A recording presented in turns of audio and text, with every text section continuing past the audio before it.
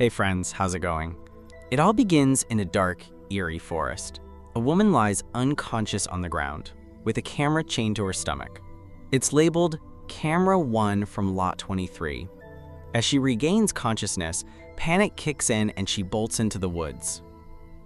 At the same time, we're introduced to a group of friends winding down after a night out. Among them is Claire, clearly unwell and on the verge of throwing up. While her friends laugh at her struggle, Claire eventually gives in and pukes. Just then, one of them, Amanda, gets a message from a guy named Griffin asking to meet up that night.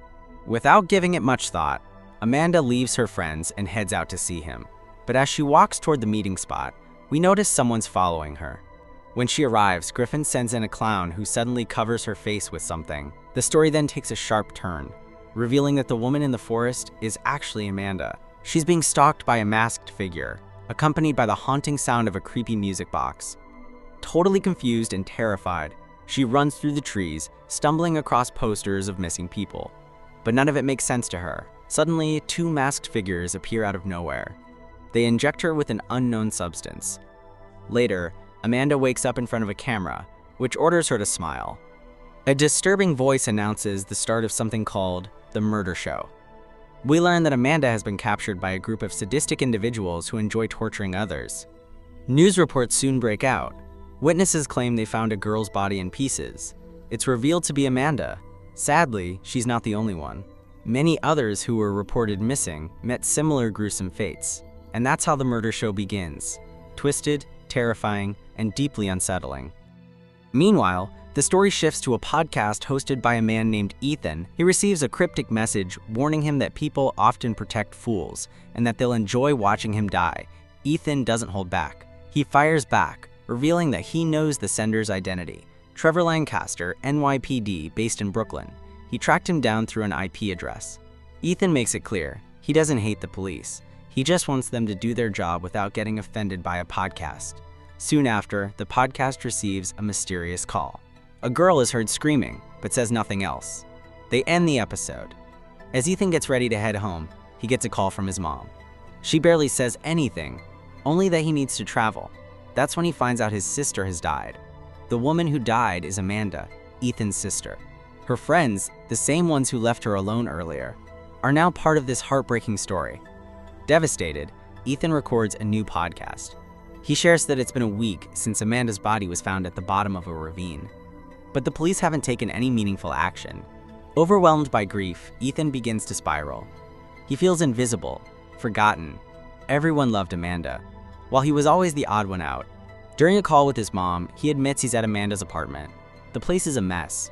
He's desperate to do something in her memory, but he doesn't know where to start. He also tells her he's not coming home. He doesn't want to be a burden. But his mom pleads with him, reminding him he's her son and that she loves him no matter what. Eventually, Ethan agrees to return home. After the call ends, he steps into Amanda's room and finds a disturbing note. Hell is empty, and the demons are here. Confused, he lies on her bed, and suddenly, he's hit with a vision of Amanda's final moments. Though the images don't make complete sense, one thing is clear: something horrifying happened to her. In a panic, he checks his phone and sees the same doll figure from the creepy music box. Shaken, he jumps into his car and drives toward his mom's house, crying.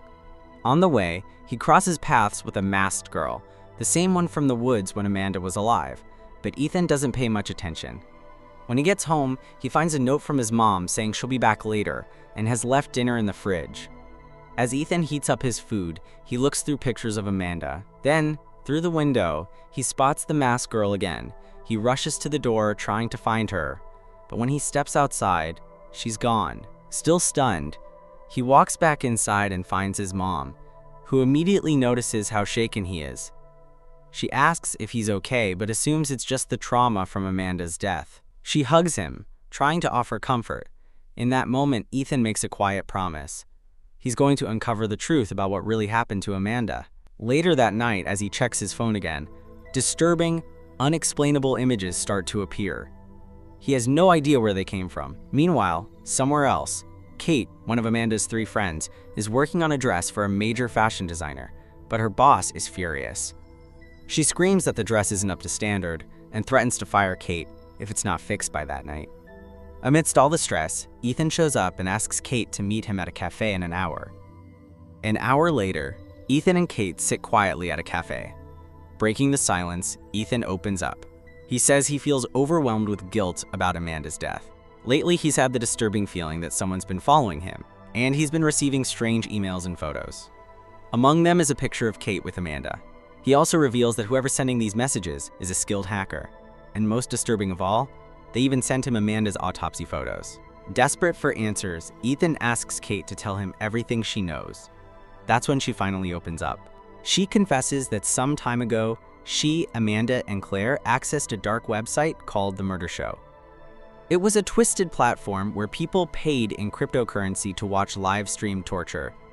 At first, they were just morbidly curious, but everything changed when Amanda jokingly commented on one of the streams, suggesting they cut the girl's nails.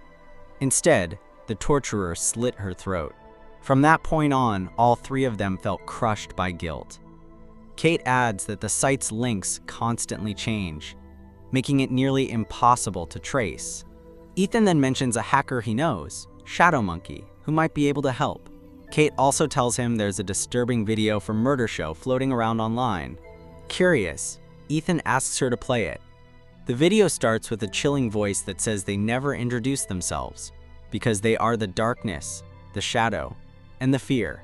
The voice claims all their messages contain hidden codes and challenges viewers to find their Red Room, a secret chamber where the worst horrors happen, promising that if someone finds them, they will find that person too. While watching, Ethan spots something strange, a cipher that looks familiar. It's a code he and Amanda used as kids. Using an online decoder, he cracks the hidden message. If you find us, we will find you. Immediately, he gets a message from an unknown number. When he opens it, his heart skips a beat. It's a photo of him and Kate sitting in the cafe, taken just seconds earlier. Freaked out, they rush outside, but the street's empty. No one suspicious in sight. Feeling paranoid but determined, they decide to visit Shadow Monkey. At the hacker's hideout, Shadow Monkey, clearly paranoid himself, refuses to help. He warns that if the people behind Murdershow have already hacked their phones and laptops, they're capable of much worse. But Ethan won't take no for an answer. He gives a heartfelt speech, finally convincing Shadow Monkey to take a deeper look. As they leave, Kate expresses doubt about trusting the hacker. Ethan reassures her, saying Shadow Monkey has helped him solve 6 cases before. He's strange, but reliable. Meanwhile, Kate remembers she still has the contact card for Detective Sawchuk, the officer who interviewed her after Amanda's death. She tries calling him for help, but the call doesn't go through. The phone is either off or out of service. Ethan asks to borrow her phone, but Kate says she has to get back to work. Her boss has been messaging her nonstop. They agree to meet Detective Sawchuk first thing in the morning. Ethan drops Kate off at her workplace and promises to text her in 2 hours. Back at work, Kate notices the lights aren't turning on. After a few tries, they finally flicker back to life and she gets back to finishing her dress. But soon, she hears odd noises that make her uneasy. She checks around but finds nothing, except a small doll placed deliberately nearby. The feeling of being watched creeps in, but she shakes it off. 2 hours later, Ethan calls. They chat while working, and the conversation slowly turns flirty. They admit there's an attraction between them. Just as the connection deepens, the lights go out again. Thinking it's just a fuse, Kate goes to check. But as she walks through the studio, the strange noises return. Still on FaceTime, Ethan sees a shadow move behind her. He shouts for her to run.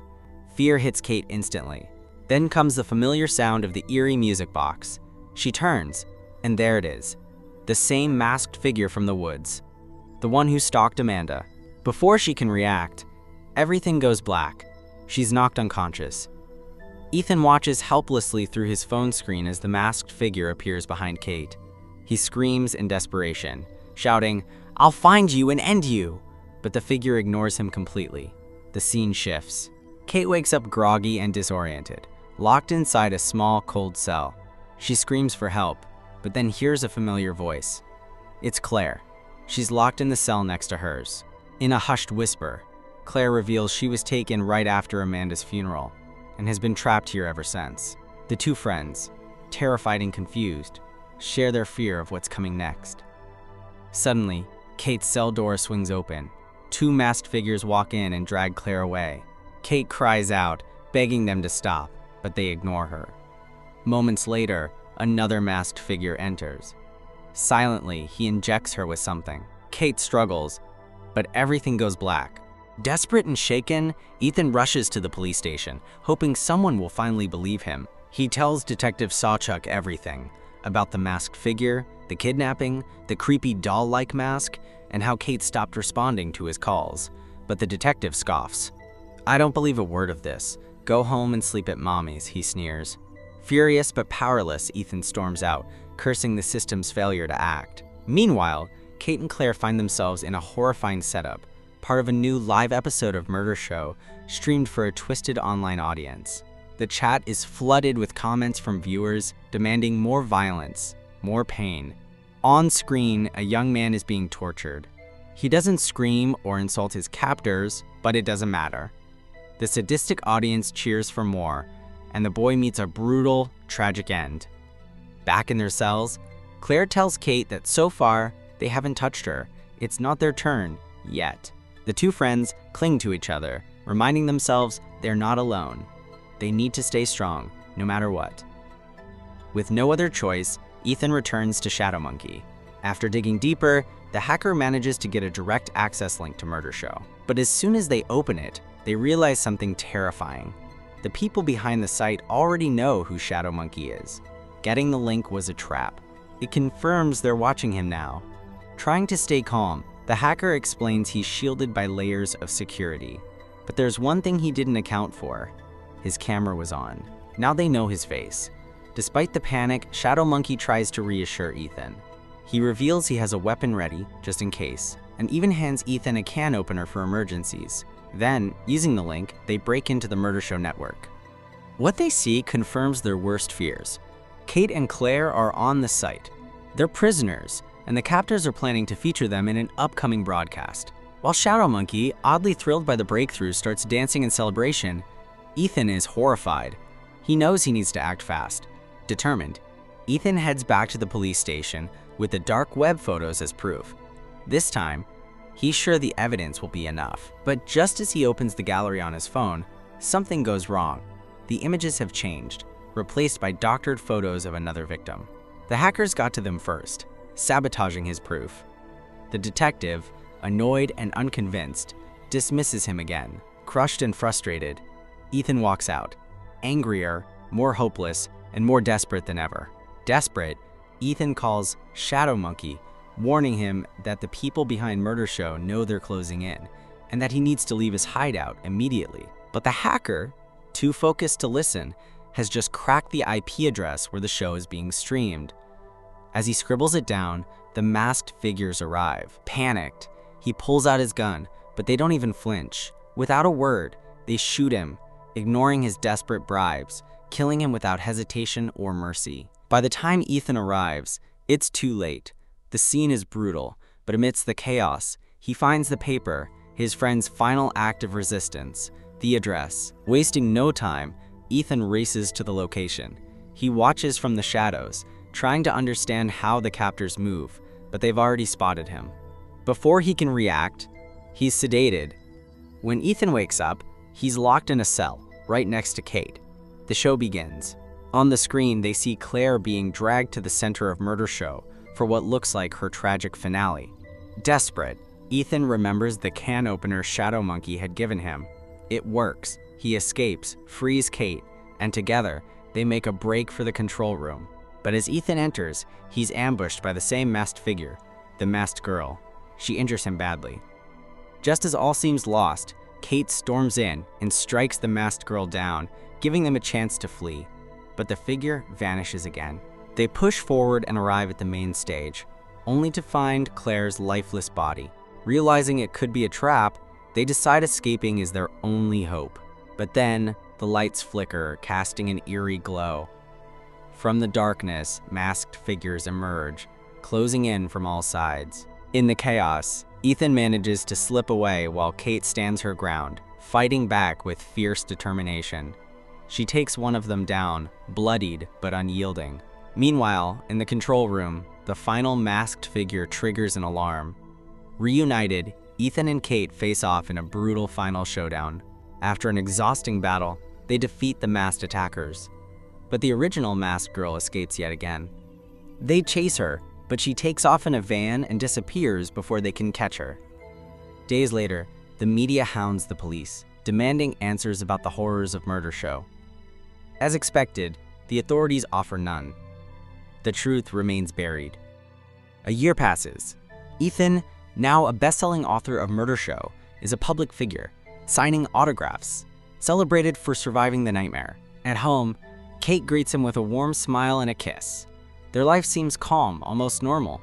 When Ethan heads out to take the trash, he still keeps his gun close, just in case. But at the dumpster, something stops him cold. A missing person poster with his face on it. Before he can react, he's struck from behind and blacked out. He awakens, bound in the back of a truck.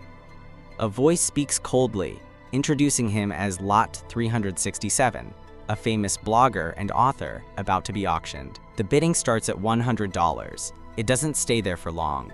He's sold for $10,000. And the buyer? The masked girl, the one who vanished a year ago. As a final, gut-wrenching twist, Ethan spots the detective in the crowd, bidding, laughing, part of it all. And with that, the screen cuts to black. Thanks for watching.